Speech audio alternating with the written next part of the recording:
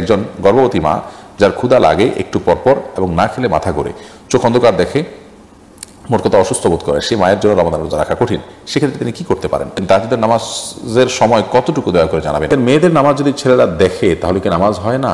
এ কথা কি সত্যি? ভালো একজন জীবনসঙ্গী পাওয়ার জন্য কি করা উচিত? যাকাত এবং ফিতরার মধ্যে পার্থক্য কি? আইয়াম বীজের সিয়াম কি তিনটাই রাখতে হবে নাকি দুইটা বা একটা বা দুইটাও রাখা যাবে? অজু অবস্থা বাইরে গেলে অজু থাকবে কিনা? রমাদান মাসে দিনে মেসওয়াক করা যাবে কিনা? শুধু আসমা আক্তার আপনি লিখেছেন মেয়েদের নামাজ যদি ছেলেরা দেখে তাহলে কি নামাজ হয় না? এ কথা কি সত্যি? না বোন, এরকম কোনো কথা সঠিক নয়। মেয়েদের সালাত যদি পুরুষরা দেখে তাতে তার নামাজ না হওয়ার কোনো কারণ নেই। তবে পরপুরুষ যেন তাকে দেখতে না পান, তার পর্দা যেন লঙ্ঘন না হয়, সেদিকটা তিনি খেয়াল করবেন। নিজের বাসা বাড়ির যে সমস্ত বাবা, ভাই, স্বামী যারা তার মাহরাম, তারা কেউ তাকে সালাতরত অবস্থা দেখলে কোনো অসুবিধা নেই। মাহমুদুল হোসেন আপনি লিখেছেন ভালো একজন জীবনসঙ্গী পাওয়ার জন্য কি করা উচিত? ভালো জীবনসঙ্গিনী পাওয়ার জন্য নিজে ভালো হওয়া উচিত। নিজে ভালো না হলে ভালো জীবনসঙ্গী পাওয়া যাবে না। আর এর পাশাপাশি সূরা ফুরকান আয়াত নম্বর ৭৪ যে দোয়ার অংশ আছে সেটি পাঠ করবেন। রব্বানা হাব লানা মিন আজওয়াজিনা ওয়া যুররিয়াতিনা কুররাতা আয়ুন ওয়াজআলনা লিল মুত্তাকিনা ইমামা। এর মাধ্যমে ইনশাআল্লাহ বিইذنিল্লাহ আপনি ভালো জীবনসঙ্গিনী পাবেন।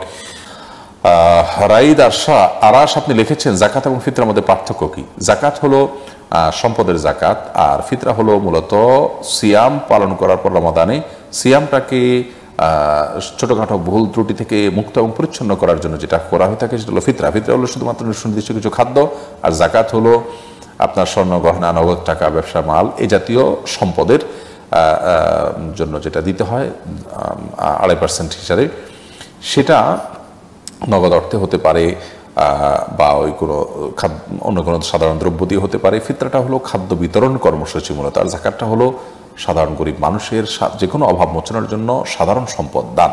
তাহলে সাধারণ সম্পদের উপরে যে আর্থিক ইবাদত আবশ্যক হয় সেটা হলো যাকাত, আর সিয়াম শেষে যে খাদ্য দিতে হয় গরিবকে সেটা হলো ফিতরা। সাকিবুল ইসলাম লিখেছেন আইয়াম বীজের সিয়াম কি তিনটাই রাখতে হবে নাকি দুইটা বা একটা বা দুইটাও রাখা যাবে না? তিনটা রাখলে আইয়াম বীজের সিয়াম হবে না, ওটা সাধারণ সিয়াম হবে।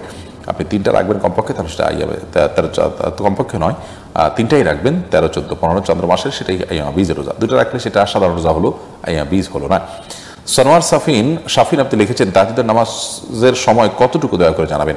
এশার সালাতের পর থেকে নিয়ে ফজরের ওয়াক্ত হওয়ার আগ পর্যন্ত পুরো সময়টা তাহাজ্জুদের সালাত, পুরো সময়টাতে তাহাজ্জুদ পড়লে আদায় হবে। তবে একেবারে রাতের শেষ প্রহরে অর্থাৎ ফজরের আগে যে সময়টা আছে, রাতের শেষ 1/3 শেষ অংশটা, এটার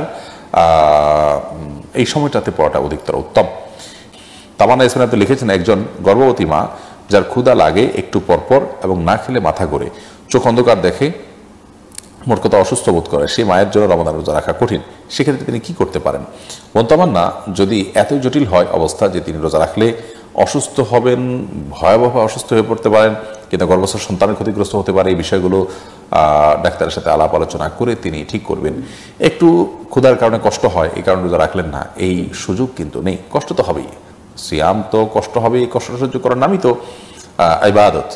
বিশেষ করে আমাদের মনে রাখতে হবে যে এই জাতীয় যে সিয়াম আছে, সিয়াম এবং এই জাতীয় যে ইবাদত আছে, এগুলো আমরা চাইলে একটু ভিন্নভাবে রাখলে তখন আমাদের কষ্টটা কিন্তু লাঘব হবে। যেমন আপনি রাতে গৃহস্থলী কাজকাম করুন, সংসারের কাজকাম করুন এবং রাতে জেগে থাকুন, আর দিনে আপনি ফজরের পর থেকে জোহর পর্যন্ত আপনি ঘুমান।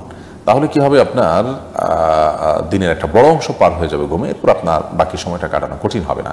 এরকম আরও অনেক বুদ্ধি আছে যেগুলো আমরা প্রয়োগ করার মাধ্যমে সিয়াম সাধনা করাটা আমাদের জন্য সহজ হবে ইনশাআল্লাহ বিদিল্লাহ। লরপি আপনি লিখেছেন অজু অবস্থা বাইরে গেলে অজু থাকবে কিনা?